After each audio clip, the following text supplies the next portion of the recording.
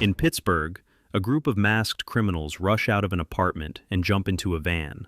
The police immediately give chase. The van speeds toward a tunnel, and one of the girls in the crew, who has supernatural powers, suddenly brings the tunnel arch crashing down. The police driver sees it collapsing right in front of them and slams on the brakes, blocking the rest of the squad cars. He steps out in shock, only to realize the whole thing was an illusion.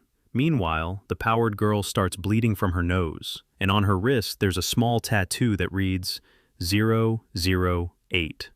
Back in Hawkins, Dustin, Mike, and Lucas are on a mission to collect as much money as possible. Mike sneaks into his sister Nancy's room and steals cash from her piggy bank. Nancy catches him, but he takes it anyway, grabs his bike, and rides off. Dustin searches his entire house and manages to scrape together $1. Lucas mows a lawn and earns $5. The boys bike over to the arcade, the Palace Arcade, where they're supposed to meet Will. Joyce, as always, is being extremely overprotective of her son. Inside, the guys play Dragon's Lair. An arcade employee named Keith tells Dustin that his high score on Dig Dug has been beaten. Dustin checks and sees it's true. A new player called Mad Max is now in first place, ahead of him by 100,000 points. Keith offers to reveal the identity of the mystery champion if Mike sets him up on a date with Nancy. Mike refuses, but Dustin and Lucas try to convince him. As they're busy figuring out who Mad Max is, Will suddenly sees snow falling outside. He steps out of the arcade and realizes he's slipped back into the Upside Down.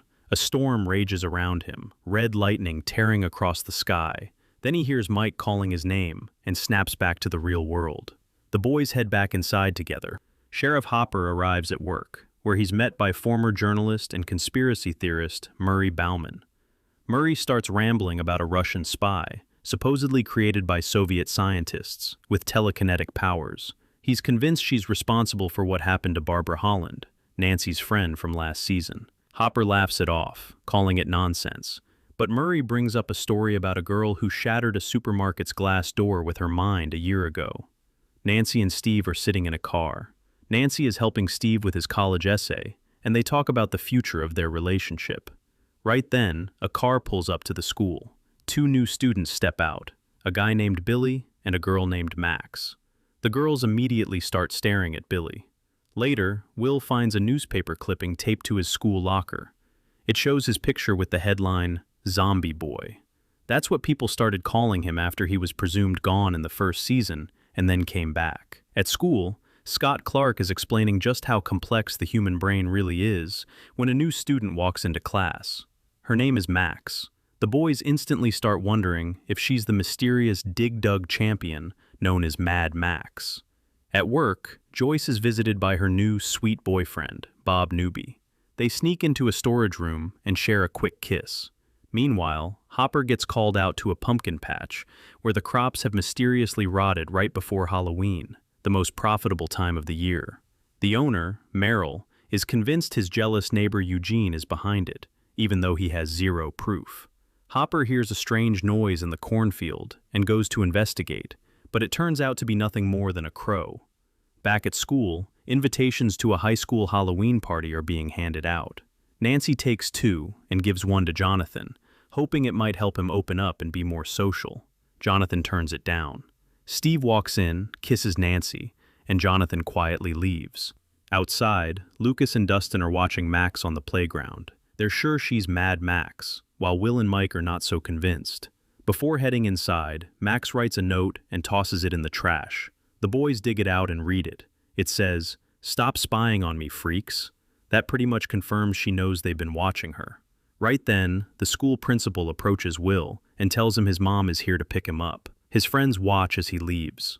Will, Joyce, and Hopper head to Hawkins National Laboratory. The ruthless Brenner is gone, and now the lab is run by the friendly Dr. Sam Owens. Will goes through routine medical tests, weight, measurements, blood work, blood pressure. Then they hook him up to a machine that reads his brain activity. Dr. Owens asks about his visions, or as they call them, episodes. Will says that some kind of creature is planning to destroy everyone. The lab staff monitor the conversation through a hidden camera. Later, Owens speaks privately with Joyce and Hopper. He explains that Will might be experiencing what's known as an anniversary effect. People who've gone through trauma can have emotional setbacks or behavioral changes as the date of the original event approaches. He advises them to treat Will normally and assures them it should pass with time. Afterward, Joyce admits to Hopper that she doesn't trust Dr. Owens. Hopper encourages her to give him a chance. He also says he's happy for her and her new boyfriend, Bob. Once Will, Joyce, and Hopper leave, Owens heads to a restricted section of the lab, where staff are unsuccessfully trying to burn the portal to the Upside Down. Lucas and Dustin continue spying on Max and watch her absolutely dominate Dig Dug. Now they're completely convinced she's Mad Max. Steve and Nancy visit Barbara's parents. They've hired a private investigator to find their daughter. Since a good investigator costs a lot, they've decided to put their house up for sale to pay for it. Nancy gets overwhelmed and goes to the bathroom, where she breaks down in tears. Because Mike stole money from Nancy, their parents tell him he has to sell some of his toys at a yard sale to pay her back. Mike agrees. In the basement, Mike uses his walkie-talkie to call 11. He's been doing this every single day for 352 days since she disappeared. As always, there's no answer. Then suddenly a voice comes through. For a split second it sounds like 11, but it's just Dustin. He tells Mike the new red-headed girl in their class is the Dig Dug player, Mad Max. Mike still doesn't buy it. Lucas and Dustin head home. When Dustin gets back, he hears rustling inside the trash can. He assumes it's his cat and ignores it. Jonathan walks into Will's room and sees him drawing a comic where he's the hero, Zombie Boy. Will gets upset. He says his friends and his mom treat him like he's fragile, like something's wrong with him, and kids at school call him crazy. Jonathan tells him being crazy is cool. He says he'd rather be friends with Zombie Boy than someone boring and normal. That actually makes Will smile. That evening, Joyce, Jonathan, Will, and Bob hang out and watch a movie together. Suddenly the phone rings. Joyce instantly tenses up, but Bob gently tells her to relax. At Hawkins' lab, something goes wrong. The machine starts screeching. Later that night, Will gets up to use the bathroom and hears a strange noise outside. He steps out and once again slips into the Upside Down. Red lightning flashes across the sky, revealing the silhouette of a massive, spider-like monster towering in the distance. At the same time, Hopper moves carefully through the woods. He spots a trap and avoids it. Reaching a small cabin, he knocks in a specific rhythm, and the door opens on its own. He sits down for dinner, and 11 joins him. They eat together. Then we flash back to 1 year earlier. After 11 defeats the Demogorgon and ends up in the Upside Down, she screams for Mike and finds a portal in the wall. She sees police patrolling the school. Once they leave, she uses her powers to widen the opening and return to the real world. She runs to Mike's house but sees lab agents there, telling his parents that she's dangerous. Through the window, she spots Mike, and he sees her too. But a lab worker notices her as well. 11 runs back into the woods and hides while the agents search for her. For a while, she survives by hunting squirrels with her powers. Later, she takes warm clothes from a hunter to survive the cold. Hopper never believes she's gone. Every day he leaves waffles in a wooden box in the woods. Each time, they disappear by the next day. That's how he knows someone is taking them. Eventually, 11 decides to reveal herself to him. Hopper brings her to an old cabin that once belonged to his grandfather. They turn on music and start cleaning. Together, they fix the place up, set up a radio, and install traps. Hopper lays down strict rules: no opening the curtains, no opening the door, and no going outside. Back in the present, Hopper is making breakfast when 11 suddenly scares him. She's dressed up like a ghost. She asks if she can go into town for Halloween in her ghost costume so no one will recognize her. Hopper says no, but offers a compromise. He'll come home early, bring candy, and they'll watch a scary movie together. 11 reluctantly agrees. The next morning, Joyce wakes up and doesn't find Will in his room. She instantly panics, but then finds him in the bathroom. On his desk, she notices a drawing of that same giant spider-like creature he saw during one of his episodes. For Halloween, Dustin, Mike, Lucas, and Will dress up as Ghostbusters. Their moms excitedly take pictures while the boys proudly show off their costumes. They ride their bikes to school feeling awesome. But there's one problem. Both Lucas and Mike chose Venkman. Mike assumed Lucas would be Zedmore. Lucas gets mad and calls Mike racist. Before the argument goes any further, they realize something worse. No one else at school is wearing a costume. Now they just feel awkward. Dustin and Lucas want to befriend Max because they think she's cool, but they're too nervous to approach her. Joyce shows Hopper Will's drawing and points out that the background looks exactly like the yard behind her house. Sitting at the table, they briefly reminisce about their school days together. At Hawkins' lab, a man is suited up in protective gear, fitted with a camera, and sent into the Upside Down. He reaches a generator inside, replaces a part, and the earlier system malfunction is fixed. In the school library, Nancy notices a girl who looks like Barbara. She freezes, staring at her. Steve sees this and pulls her aside. Nancy says she feels guilty and wants to tell Barbara's parents the truth. Steve reminds her that if they confess anything, they could both end up in prison for Barbara's death, because no one would believe the story about the Demogorgon. He suggests they go to the Halloween party and, at least for one night, pretend to be dumb, carefree teenagers. Nancy agrees. Lucas and Dustin finally gather the courage to talk to Max. They try to invite her to go trick-or-treating with them, but she turns them down. Farmer Eugene shows up at the Hawkins police station, complaining that his entire pumpkin patch has rotted. He's convinced his neighbor Merrill is responsible. After school, Billy picks up Max and scolds her for making him wait. On the drive home, he says he hates Hawkins and reminds her that the move was her fault. When he spots Mike, Dustin, and Lucas on the road, he suddenly speeds up. Max quickly grabs the steering wheel, stopping him from hitting the boys. Hopper heads out to Eugene's farm. He sees that the rot has spread beyond the pumpkins and onto the trees, covering them in gray slime. Jonathan drives Will to meet his friends. Will says it's embarrassing always having his older brother hovering over him. Eventually, Jonathan lets him go on his own, as long as he's home by 9. He also gives Will a video camera he borrowed from Bob, so Will can record the night. At the high school Halloween party, Billy breaks Steve's record by downing a ton of beer and earns the title Beer King. Nancy, overwhelmed by guilt over losing her friend, starts drinking heavily. Meanwhile, Joyce and Bob dance at home. Bob suggests moving out of Hawkins to leave all the terrible memories behind. Max, dressed as Michael Myers, joins the boys on their candy run. Hopper hears strange noises in the woods, but gets distracted by Eugene's grandson. Remembering his promise to 11, Hopper buys some candy from Eugene and rushes home.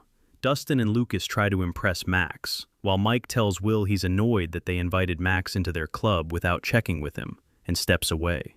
Some older kids approach Will, mock him, and call him Zombie Boy. Startled, Will falls and ends up back in the Upside Down, spotting the spider-like creature.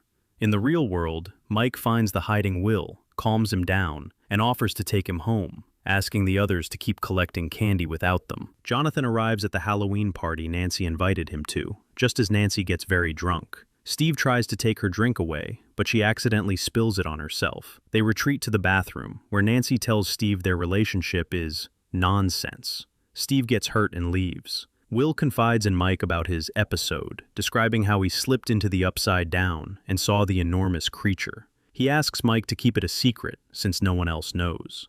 Jonathan drives the drunk Nancy home and puts her to bed. Before leaving, he hears her mumble his name. Hopper comes home and apologizes to 11, who has locked herself in her room. She ignores his apology, turns on the TV static to drown out his voice, blindfolds herself, and slips into the void. There, she sees Mike, still trying to reach her on the walkie-talkie for the 353rd time. He tells her he misses her. 11 removes the blindfold and cries. Dustin returns home and again hears rustling in the trash can. Peeking inside, he finds a reptilian creature. Quietly, he brings it to his room, places it in a turtle tank, and feeds it a Three Musketeers bar, noticing it's afraid of the lamplight. He names it D'Artagnan, or Dart for short. Falling asleep reading a book about reptiles, Dustin doesn't notice Dart trembling and hissing in the tank. At breakfast the next morning, 11 forgives Hopper for missing Halloween. She says she wants to see Mike. Hopper promises it will happen soon, but 11 isn't satisfied. He often breaks promises. Furious, she throws a plate at Hopper with her telekinesis and storms off to her room. Dustin heads to the library and tries to borrow books on reptiles, but is denied because he hasn't returned previous ones. So, he just steals the books and runs. Bob drives Will to school while telling him a story from his own childhood about a clown at a local fair that terrified him. The clown haunted Bob's dreams for months until one night, he finally stood up to it in his dream, and the nightmares stopped. He advises Will not to run from his fears. At school, Lucas spins Max a made-up version of last year's events, the first season. Clark teaches the class about Phineas Gage, a man who survived an iron rod through his skull. Dustin arrives late and tells his friends and Max to meet him after class in the radio club. There, Dustin shows them Dart. Will immediately recognizes it as the same creature he spat out in the bathroom a year ago. Hopper marks all the slime sightings on a map and concludes the lab is the epicenter. During a basketball game, Billy taunts Steve, trying to humiliate him in front of everyone and steal his popularity. Nancy steps in and pulls Steve aside. He reminds her of what she said at the Halloween party, and when she can't say she really loves him, he walks away. Bob visits Joyce and shows her footage from his camera, revealing how Will was teased as Zombie Boy. Hopper goes to the lab and shows Owens the slime map, explaining it originated from the lab. Owens promises to investigate. Jonathan tells Nancy Steve asked him to drive her home, covering for himself. Nancy admits she might really have fallen out of love with Steve. Then she spots a student listening to a recorder and suddenly comes up with a plan, suggesting Jonathan skip the rest of his classes. Ignoring all of Hopper's rules, Eleven sneaks out.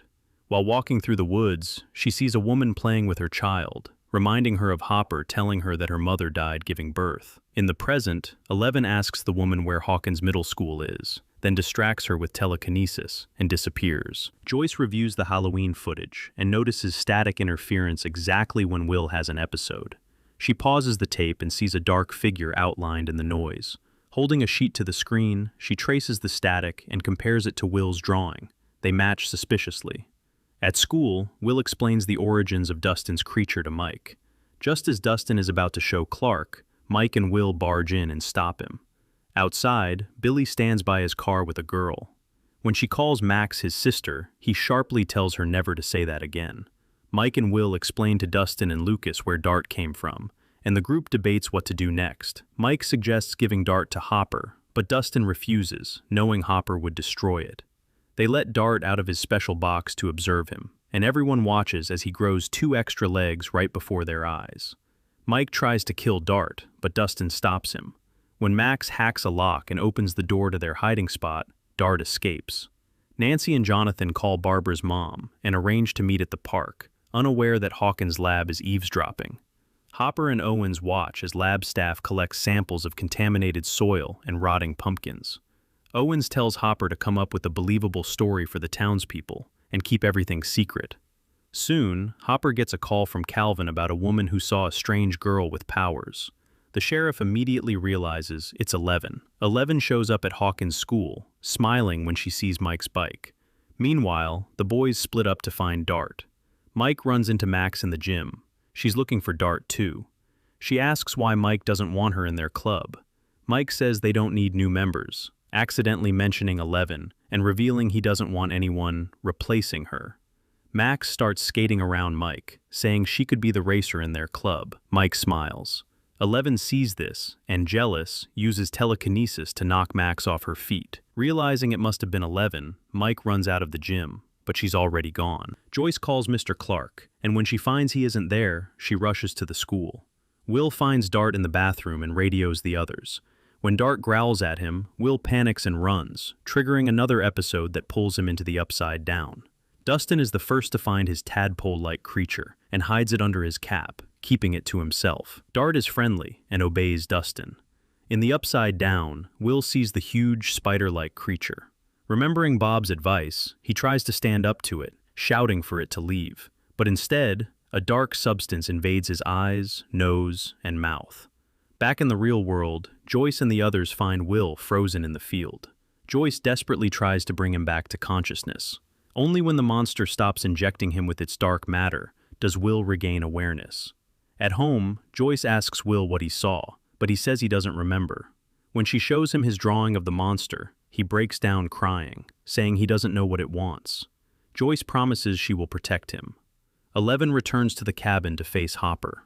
Furious, Hopper yells at her for revealing herself to people and putting them both at risk. As punishment, he puts her on house arrest for a week and takes away her waffles. When Hopper tries to grab the TV, she holds it with telekinesis, so he just rips the cord out. Enraged, Eleven screams that he's no better than Brenner and locks herself in her room. Hopper shouts for her to grow up, and in response, 11 smashes all the windows with her powers, leaving the cabin completely destroyed.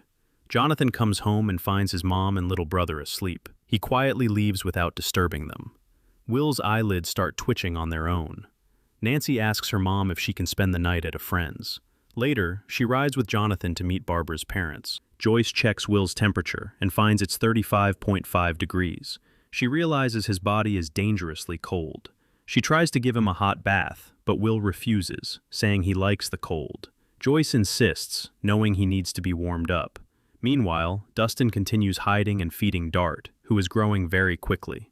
On his way to school, Dustin notices his friends are still searching for the missing creature. Hopper boards up the cabin windows and thinks about apologizing to 11, but instead, he orders her to clean up the house and leaves. Billy mocks Steve again during basketball. In the locker room, Billy and his former friend Tommy tease Steve, bringing up that Nancy skipped school with Jonathan yesterday. At the park, waiting to meet Barbara's parents, Nancy and Jonathan notice everyone staring at them. They try to leave, but their car won't start. A man approaches, demanding they get in with him. Hopper arrives at the Byers' house and finds it freezing inside. Will is sitting in his room in just his underwear. Hopper tries to talk to him, but Will struggles to explain what's happening. Joyce then asks him to draw. Will produces dozens of drawings filled with blue lines. Hopper dismisses them as meaningless scribbles, but Joyce sees a pattern forming. They start piecing together a mosaic from Will's drawings. Mike calls the Byers' house, but no one answers. He sets up a meeting at the radio club without Max. At the club, Mike tells Lucas and Dustin about Will's Halloween episode. They decide to split up.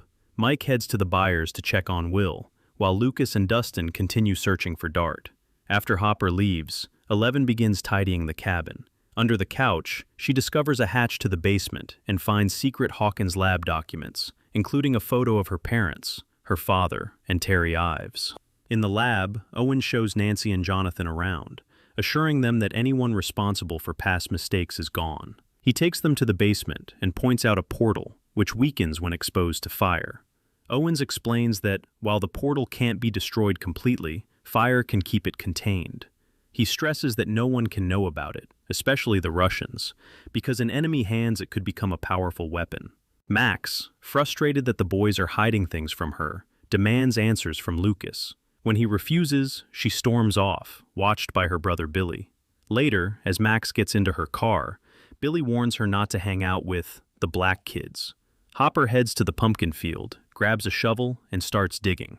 11 takes a photo of her mom in a radio, blindfolds herself, and enters the void. There, she sees a woman rocking in a chair, repeating phrases like rainbow, 3 right, 4 left, breathe, sunflower, and 450. The meaning of these words will become clear later. 11 approaches her mother, who stops and calls her by her real name, Jane. 11 tries to touch her, but nothing happens. She removes her blindfold and cries. Mike goes to see Will, but Joyce says he's sick and needs rest and solitude. Nancy and Jonathan leave the lab and get in the car. On the way, Nancy admits she recorded Owen's monologue on a tape recorder. When Jonathan asks if she still plans to expose the lab, she confirms she does. Dustin comes home after school, but his mom can't find the cat. In his room, he discovers the tank broken and Dart eating the dead cat. The creature lets out a piercing screech, making it clear Dart is from the upside down. Meanwhile, Hopper digs a small hole in the pumpkin field and notices a tiny opening. He strikes it with his shovel, enlarging the hole, and descends into a long, dark tunnel.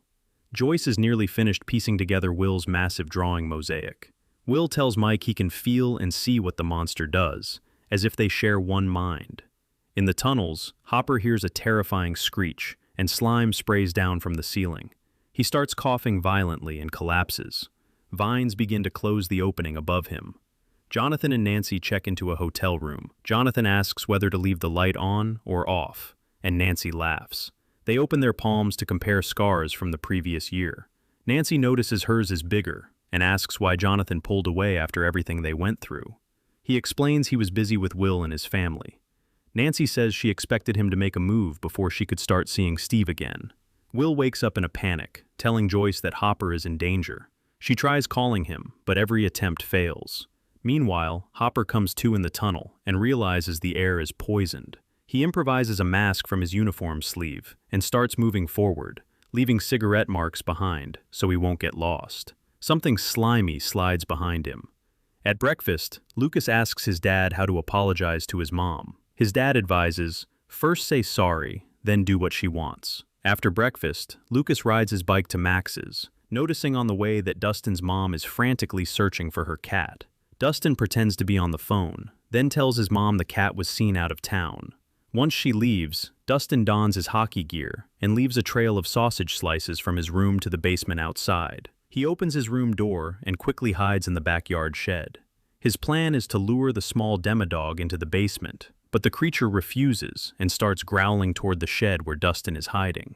Summoning all his courage, Dustin runs out, knocks Dart toward the basement with his hockey stick, and locks it up. 11 hitchhikes to her mother's house and opens the door with her mind. Becky Ives immediately realizes 11 is her sister's daughter. 11 sees her mother sitting in a rocking chair, murmuring the same words. Rainbow, 3 right, 4 left. Breathe, sunflower, 450. Nancy and Jonathan visit former journalist and conspiracy theorist Murray Bauman in his Illinois bunker. Murray shows them a wall plastered with notes about the events of 1983. Billy takes Max to the arcade to play Dig Dug. Inside, Lucas meets her, gathers his courage, and explains everything that happened last year. Will draws where he saw Hopper in his vision, but only a blue line appears on the paper. Bob arrives, and Joyce decides to use him to help decode Will's drawings. Bob quickly realizes the drawings form a city map and calculates Hopper's location. They gather and head there. Hopper wanders the tunnels, trying to contact anyone on the radio, but the signal won't reach. Eventually, he finds a large room littered with bones. Using a lighter, he crafts a torch from the bones and his jacket and tries to break through a wall. Meanwhile, Dustin buries his cat and attempts to reach his friends on the radio, but Lucas's sarcastic sister Erica picks up, tells him Lucas isn't home, and hangs up. Becky sadly tells 11 that Terry will never come out of her catatonic state, then shows her the room Terry prepared for her. She offers 11 to stay with them for a while. Right after, the light bulbs start flickering on their own. Following the trail of blinking lights, 11 is led to her mother. Suddenly, the TV channels begin switching by themselves, and 11 realizes her mother is trying to reach her. Dustin arrives at Mike's house, but Mike isn't home. Before leaving, Dustin spots Steve arriving to see Nancy, hoping to make amends. He stops Steve, asks if he still has the nail-studded baseball bat, then hops into Steve's car for a ride home. Hopper struggles to escape the tunnel but can't. Tentacles use his exhaustion against him, wrapping around his legs. He tries cutting them, but it fails, and he eventually loses consciousness. After Lucas tells the full truth, Max refuses to believe it and heads for the exit. Lucas insists it's real, but Max says she won't accept it without proof. Billy shows up to pick up his sister and notices Lucas again, warning Max one last time not to talk to him. Nancy and Jonathan finish telling Murray their story, showing a recording of Sam Owens revealing the lab lied to the public. They discuss what to do with this info. Murray considers exposing the truth to the world, but thinks it's useless. People wouldn't believe it. Then he comes up with an idea. Tell the truth, but soften it so people can accept it more easily. 11 puts on her blindfold and enters the void, where she sees her mother. She approaches Terry and tells her she's home. Terry suddenly grabs her hand and says, "No." 11 then sees her mother enduring a painful labor. After the baby is born, Martin Brenner takes the child and tells everyone else it was a miscarriage. Terry witnesses the birth. Later, she comes to the lab to reclaim her daughter, finding the baby and a dark-skinned girl playing together. Before she can take her daughter, lab guards pull her away. Brenner puts Terry into a catatonic state, forcing the lab staff to administer maximum electric shock therapy, leaving her disabled. The phrases Terry repeats, rainbow, 3 right, 4 left, breathe, sunflower, 450, turn out to be fragments of her memories. Breathe was her cue to breathe during labor. Sunflower was the first thing she saw after giving birth. 3 right, 4 left is the combination for a gun safe. Rainbow is the drawing on the wall where Terry found 11. 450 is the voltage Brenner used on her. 11 leaves the void and tells her Aunt Becky everything she saw, including the dark-skinned girl who was also experimented on, deciding they need to find her. Becky and 11 dig through Terry's documents and find a photo of the girl. 11 tries to locate her with her powers, but comes up empty. Lying in the room her mother once prepared for her, 11 focuses again and sees the girl in a vision, standing by a fire in the void. She finally pinpoints her. Excited, 11 rushes to Becky to share the news, only to overhear Becky making a call to the police, trying to reach Hopper. 11 grabs money from Becky's wallet and runs. Terry sits in front of the TV, which shows the number 8. On the bus, 11's visions intensify, revealing the dark-skinned girl's hiding place.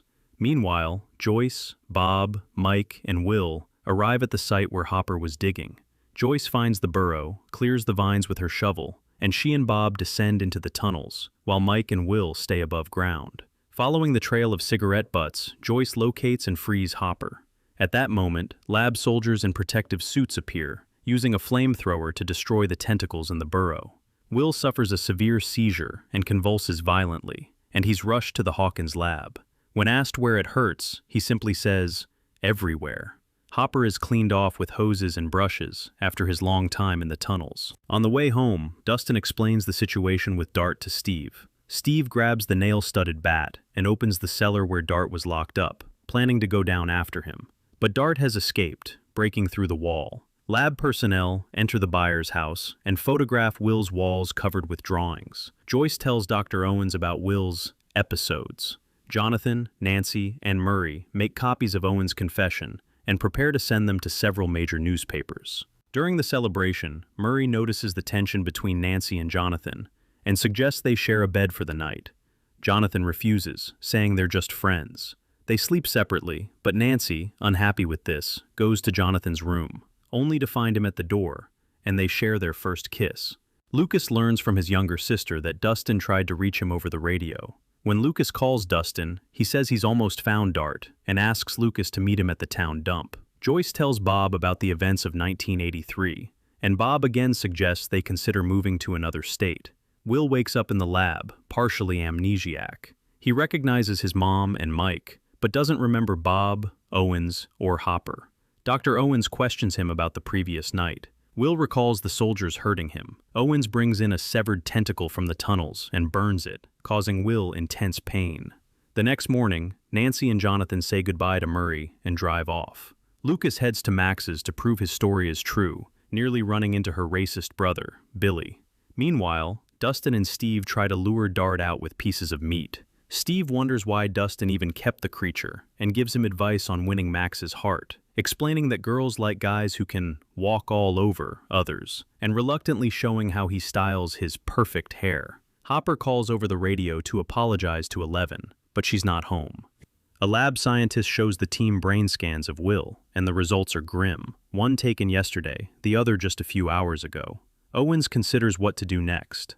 One scientist suggests burning the tunnels completely, but Owens refuses, unwilling to risk Will's life. Joyce tries to meet Owens, but is blocked by the guards. Will notices a guard's gun and tells Mike he knows how to defeat the monster. Lucas and Max meet Dustin and Jonathan. While Lucas and Dustin argue over Max, Steve and Max set up a trap for the monster, though Max still doubts the demodogs exist. Jonathan and Nancy return to the Byers house and find it empty, walls covered in Will's drawings. Jonathan discovers a Polaroid cartridge from lab staff. Will brings more drawings from home and points to a spot on the map, saying that's where they need to go to destroy the monster.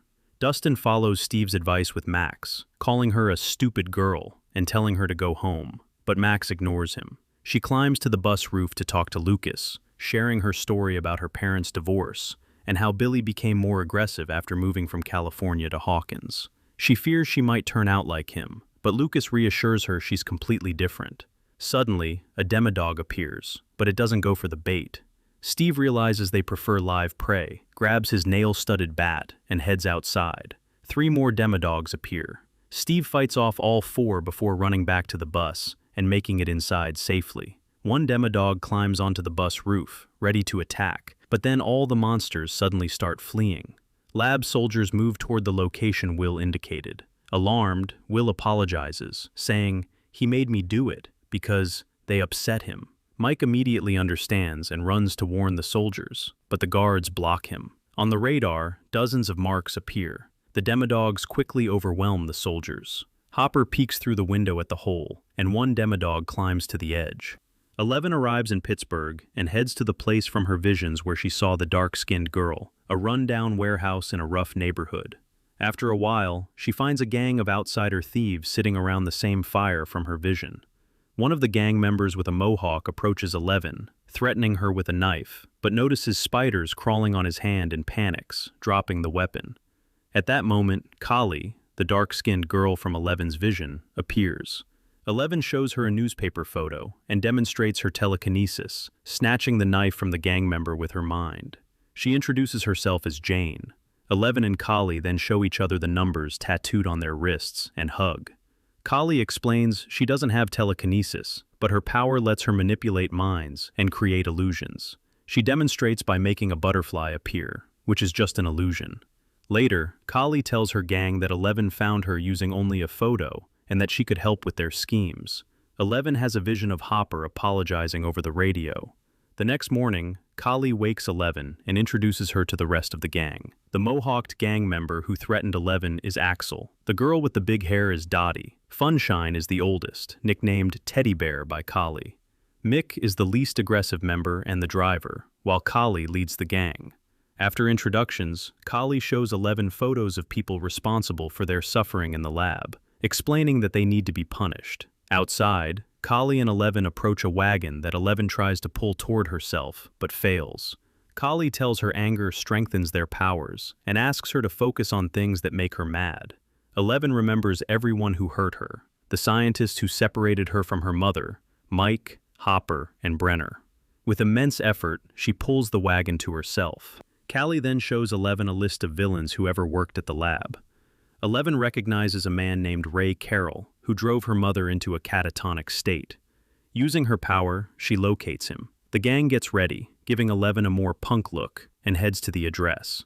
In Ray's house, the TV turns off on its own. Then the masked gang members appear. Kali and 11 remove their masks. At first, Ray doesn't recognize them. Kali uses her power to make Ray see them as little girls, then asks if he remembers them. Ray begs for forgiveness, promising to lead them to Brenner, claiming Martin Brenner is still alive and can be found. Knowing 11 could locate Brenner with her telekinesis anyway, Kali orders her to kill Ray. 11 starts choking him with her mind, but notices a photo of Ray with his daughters and decides to spare him. Kali draws a gun, ready to shoot, but 11 throws it aside. At that moment, police arrive, forcing the gang to flee. Back at the hideout, Kali talks to 11, calling her choice to spare Brenner a weakness and explaining that she used to feel the same. At that moment, 11 sees her father, Brenner, behind her repeating Kali's words, an illusion created by Kali. Kali gives 11 a choice: return to Hawkins and live as she did before, or stay with them and take revenge on Brenner for her mother. 11 sits on the bed, recalling happy moments with her friends, how Mike gave her name, how she helped Hopper set up his cabin, and seeing Hopper nervously monitoring the lab while Mike tries to reach the control room to warn them about the trap. Realizing her friends are in danger, 11 decides to go back to Hawkins. Meanwhile, police surround the building. Kali's gang engages in a firefight with them. Kali uses her powers to create an illusion of a metal wall that shoots high into the sky, holding the police back. The gang jumps into their van, and Kali reaches out to 11, but she chooses to return to Hawkins. The gang drives off without her. 11 boards a bus, and her chatty seatmate overhears her say she's heading home to her friends. Cut to the demodog that emerged from the hole. It tries to break glass Owens insisted shouldn't break. More demodogs come out of the hole, all trying to smash the glass. Cracks appear, forcing everyone in the room to flee. Owens triggers the alarm and descends the stairs with Hopper, while the other scientists take the elevator and are killed by the demodogs. Meanwhile, Mike grabs a tranquilizer syringe, explaining Will needs to be sedated because the monster sees through his eyes. Will screams that he can't be put to sleep. Joyce asks if he knows who she is, and after a pause, Will says she's his mom, but Joyce doesn't believe him. Realizing the monsters have tracked them through Will, Joyce sedates her son. At that moment, Hopper and Owens enter the room. Hopper scoops up Will, and the group flees. Unable to get far, they hide in a safe room. The entire building then loses power, trapping Will, Joyce, Mike, Hopper, Bob, and Dr. Owens inside the lab. Meanwhile, Max's mom, Susan, returns home and discovers Max is missing. Billy, on the other hand, is messing around in front of a mirror until his dad walks in and orders him to go find his stepsister. Steve, Max, Lucas, and Dustin head home together. Steve accidentally reveals to Max and Lucas that Dustin kept Dart, which infuriates Lucas. Dustin fires back, reminding Lucas he broke their club rule by telling Max the truth about last year. As they argue, Steve hears a demodog roar, and the group heads toward the sound, realizing it's coming from the Hawkins National Laboratory. Owens explains that someone has to restart the generator in the basement to restore power. Without electricity, the building locks down automatically, and no one can get out. Bob volunteers. He and Hopper grab an ID card and radio from a fallen guard, and Hopper hands Bob his gun, warning him to come back if anything goes wrong. Bob tells Hopper that if the door's open, he shouldn't wait, just get out immediately. Nancy and Jonathan arrive at the lab, but are puzzled by the lack of power and guards. Just then, Steve, Max, Lucas, and Dustin emerge from the woods. Bob searches the basement for the generator and eventually finds it, restoring power. A demodog starts descending the stairs toward him, but Owens activates the sprinkler system and the creature retreats. Bob leaves the basement, forgetting Hopper's gun. Feeling responsible, Owens decides to stay behind to sacrifice himself and get the others out safely. Hopper and Joyce rush toward the exit. Bob narrowly avoids the demodog by hiding in a closet. When he steps out, he accidentally knocks over a mop, drawing the demodog's attention. He bolts and makes it to the exit, meeting Joyce. Just as relief sets in, a demodog bursts through the door and attacks Bob. Hopper carries Joyce out of the building, and once they're outside, Jonathan pulls up in his car. Everyone gathers at the Byers house. Mike spots one of the puzzles Bob brought and shows it to the group. It turns out Bob had founded the high school radio club and bought all the equipment himself. Mike declares they need to get revenge for him. Dustin warns they can't take on an army of demodogs. Mike points out that if they stop the spider-like monster, all the demodogs will be destroyed too, since they're all connected. Dustin compares the shadowy monster to a Dungeons & Dragons character, the Mind Flayer, which can enslave minds with psychic powers. Joyce comes out of the bedroom and agrees they have to kill the monster to save Will and avenge Bob. Mike realizes Will can guide them on how to stop it safely if they hide his location. The team clears out the Byers shed and reinforces the walls. Nancy thanks Steve for protecting the kids. Dustin apologizes to Lucas for keeping Dart. Mike reminds Max that knowing the truth doesn't automatically make her part of their club. Will is tied up inside the shed, which is camouflaged so the monster inside can't figure out where he is. Bright lights are pointed at him to limit his visibility. Once everything is ready, Hopper wakes Will with smelling salts. Will immediately tries to break free. He listens as Joyce recounts the day she hung his drawing on the fridge for his 8th birthday. Jonathan recalls building Castle Byers with him in the rain. Mike reminds Will about their first meeting in kindergarten. Will keeps insisting they let him go. Hopper notices Will tapping Morse code on the chair and deciphers the message. Close the portal. Suddenly a phone rings. Will, or rather the monster inside him, hears it and realizes their location. Joyce sedates him again. The group arms themselves as they hear demodogs approaching, but a dead demodog crashes through the window. The front door opens by itself, and 11 arrives. Mike and 11 embrace tightly, reunited after nearly a year. Mike tells her he called her on the radio every day for 353 days. Hopper admits he hit 11 and kept her from contacting them. Mike is furious and smacks Hopper a couple of times with his small hands, but Hopper hugs him, calming him down. Max decides to befriend 11, but she ignores him. 11 approaches Joyce, and they head toward Will. On the table, 11 sees the message, "Close the portal," and agrees to help. Meanwhile, Mike's mom takes a bath and hears a knock at the door. Since her husband is asleep, she opens it herself and finds Billy, who immediately flirts with Karen, making her blush. Then he asks where Mike is, and she tells him the kids are probably at the Byers house, giving him the address. Joyce, Jonathan, and Nancy come up with a plan. 11 and Hopper will go to the portal to close it, but only after Joyce, Jonathan, and Nancy extract the Mind Flayer from Will. Closing the portal without removing the creature could kill Will along with it, since the dark entity is linked to him. Joyce remembers Will saying the Mind Flayer likes the cold, and concludes they need to overheat him to drive the creature out. Hopper suggests using his cabin for this. Nancy tells Steve she's now dating Jonathan. 11 promises Mike she'll return, and as they almost kiss, Hopper interrupts. In the car, Hopper asks 11 where she's been. She says she visited her mom, Terry Ives. Hopper doesn't scold her. Instead, he shares about his daughter Sarah, who died of cancer, and admits he fears losing 11 the same way. Worried, Mike suggests setting the underground tunnels on fire to distract the demodogs from the lab, fearing they might attack 11 and Hopper. Steve forbids it, reminding him he promised to protect them. Their discussion is cut short by the sound of a car engine. Billy has arrived, sent by his father to find Max. Steve steps out to confront him. Billy easily knocks Steve to the ground, then enters the house. He corners his stepsister Max with Lucas against the wall. Steve rushes in and hits Billy with all his strength, but Billy barely feels it. Steve strikes again and again, but Billy only laughs, then fights seriously and almost overpowers Steve. Max intervenes, giving her stepbrother a sleeping dose, putting him out cold, and takes his car keys. Joyce, Jonathan, and Nancy arrive at Hopper's cabin and secure Will to the bed, setting up a blazing hearth and several heaters. Will wakes up screaming, demanding to be released and repeating that he's in pain. Nancy and Jonathan hold hands. Joyce watches Will with guilt, but her resolve hardens as she remembers Bob. She turns the heaters up to full power.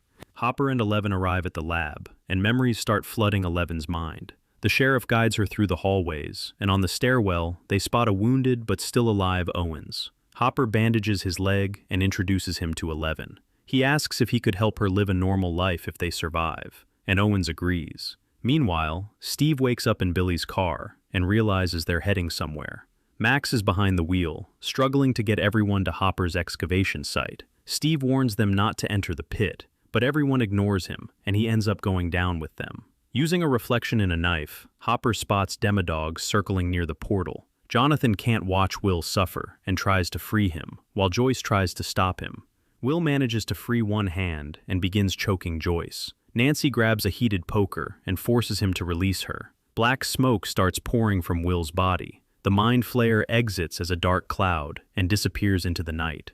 At the designated spot, Steve, Mike, Lucas, and Dustin pour gasoline. Once ready, Steve throws a lighter, causing the demodogs to temporarily retreat from the lab portal. Will wakes up, healed. Jonathan contacts Hopper over the radio, confirming the portal can be closed. Hopper and 11 descend. 11 lets go of Hopper's hand and begins using her powers. The Mind Flayer appears in its physical form beyond the portal. Dustin reunites with a grown D'Artagnan, removes its mask, and feeds it a Three Musketeers bar. As the team races for the exit, Steve helps everyone escape. Everyone gets out except Steve and Dustin. The roar of approaching demodogs echoes. Steve grabs Jonathan's baseball bat, ready to fight, but the demodogs charge past and head for 11. Hopper shoots at a demogorgon trying to reach her. 11 remembers Kali's words, that anger boosts her powers, and recalls the torment Brenner inflicted on her. Her strength surges, and she begins to levitate.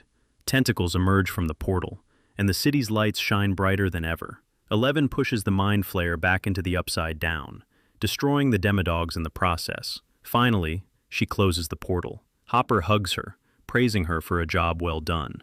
A month later, Murray Bauman happily watches as the Hawkins lab is shut down. A TV reporter explains the closure, saying there was a radioactive leak that led to Barbara Holland's death. Barbara is given a proper funeral. Sheriff Hopper meets a recovering Dr. Owens in a cafe. Owens reveals he forged a birth certificate, making 11 officially Hopper's daughter, now named Jane Hopper. A year passes. Will's drawing of Bob as a superhero hangs on the Byers' fridge. The school is preparing for the snow dance. Joyce teaches Will how to dance, while Mike takes pictures of his mom. Lucas practices in front of a mirror, planning how to ask Max to dance. Dustin's mom brings home a new kitten, and Dustin, following Steve's advice, gets a haircut like Steve's. Steve drives Dustin to school, gives a few last tips, and wishes him luck. At the dance, slow music plays. Lucas awkwardly asks Max to dance, and she says yes. Dustin watches sadly, disappointed because he had hoped to ask Max. Will's classmate invites him to dance. Dustin tries asking an older girl, but she refuses. He keeps trying other girls, but everyone says no. He ends up alone and crying. Nancy notices and invites Dustin to dance. While they dance, Nancy tells Dustin he's always been her favorite among Mike's friends. Outside, Joyce and Hopper smoke and remember Bob. 11 arrives at the dance, and Mike, who has been waiting, asks her to dance. Lucas kisses Max, and Mike kisses 11. In the final scene, we see the Upside Down, where the spider-like creature, the Mind Flayer, looms ominously over the school. Subscribe, hit that like, click the bell, don't drift away. Subscribe, hit that like, stay with me, don't go astray. Subscribe, hit that like, drop a few words, leave a comment today.